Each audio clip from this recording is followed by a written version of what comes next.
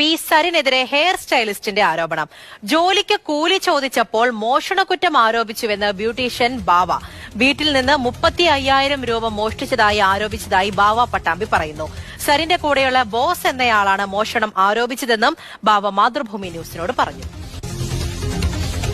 പ്രസിദ്ധ hair stylist ബാവ പട്ടാമ്പി നമ്മളോടൊപ്പം. സെലിബ്രിറ്റികളുടെ എല്ലാം തല താടിയൊക്കെ വെട്ടിയൊരുക്കുന്ന ആളാണ്. ഇവിടെ സ്ഥാനാർത്ഥികൾക്ക് വേണ്ടിയിട്ടും അങ്ങനെ ബാവ ചെയ്തു.